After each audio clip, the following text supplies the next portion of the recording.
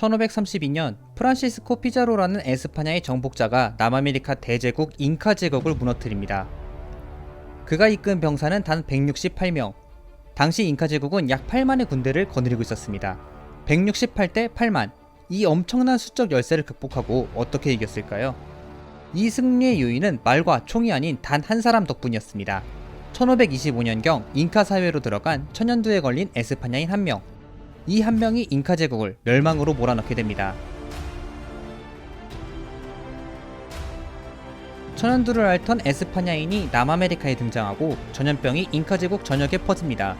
전염병이 돈 지 2년 만에 잉카 황제가 죽고 황제의 목숨뿐 아니라 그의 가족과 여러 백성의 목숨을 가져갔습니다. 한 잉카인이 엄청난 발진이라고 기록한 내용입니다. 부스럼이 얼굴, 가슴, 배에 돋았고 머리부터 발끝까지 고통스러운 부스럼으로 뒤덮였다.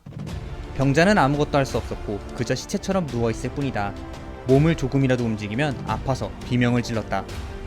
얼마나 끔찍하게 힘들었으면 고작 168명이 쳐들어왔는데 제대로 싸워보지도 못하고 항복했을까요?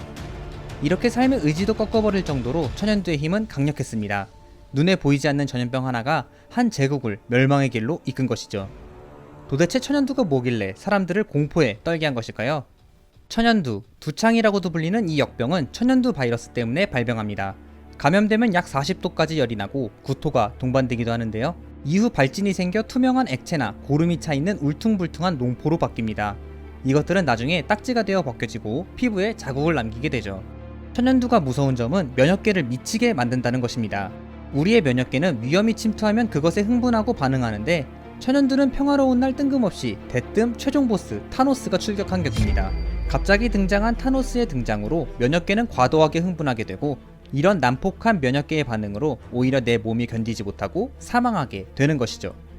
잉카 제국이 멸망했던 비슷한 시기 현재 멕시코 지역에 위치해 있었던 아즈텍 제국도 천연두에 의해 멸망하게 됩니다. 아즈텍의 대도시는 천연두가 돌기 전 인구가 1만 5천 명으로 추정되지만 1580년에는 4%인 600명으로 줄었습니다. 한 도시의 96%가 천연두로 사망한 것이죠. 이보다 작은 도시는 그냥 소멸했다고 합니다. 에스파냐의 정복자들은 또 손쉽게 아즈텍 제국을 차지할 수 있었죠. 이쯤에서 의구심이 들지 않나요? 왜 정복자인 에스파냐인들 또는 유럽인들에게는 천연두가 영향이 없었을까요? 사실 천연두가 유럽인들에게 영향이 없지는 않았습니다.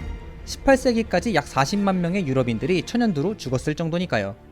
하지만 16세기 이미 패스트에 노출이 되었던 유럽인들은 지독한 질병에 대한 면역이 있었고 이는 어느 정도 유전되기도 했습니다. 또 흥미로운 사실은 천연두는 주로 소, 말, 양 등의 가축에게서 전염되는데 유럽인들은 어렸을 때부터 가축들과 많이 접촉하면서 어느 정도 면역력이 생겼던 것입니다. 당시 아메리카에서는 주로 라마를 가축화했기 때문에 천연두가 더욱 치명적으로 아메리카 원주민들에게 작용했던 것이죠. 당시 아메리카 원주민의 90%가 천연두로 사망했다고 합니다. 무려 90%가 말입니다. 다행히도 1979년 세계보건기구는 천연두가 전 세계적으로 박멸되었다고 공식 선언합니다. 이는 에드워드 제너라는 천재가 발명한 우두 접종, 종두의 공이 큰데요. 한 여인이 소에게서 옮은 우두라는 질병을 앓고 난 뒤에는 천연두에 걸리지 않는다는 사실에 주목했습니다. 제너는 우두 바이러스를 추출해 천연두를 앓는 소년에게 투여했고 그 소년은 살 수가 있었습니다. 타노스를 처음에 등장시키지 않고 우리 면역계가 레벨업 할 수 있게 쪼렙 빌런들을 먼저 들여보낸 것이죠. 네, 이것이 바로 백신입니다. 우두 접종은 아무도 죽이지 않지만 면역을 제공하는 위험성 낮은 첫 백신이 되었습니다. 이후 생명을 위협하는 많은 질병의 백신이 개발되었습니다. 천연두는 역사상 최악의 질병으로 꼽히지만 인류가 승리한 첫 바이러스 전쟁이기도 합니다. 대코로나의 시대, 우리는 분명 지금 많이 괴롭습니다. 하지만 천연두와 같은 어마무시한 역병도 이겨낸 것이 우리 인류입니다. 우리는 또 승리할 것입니다.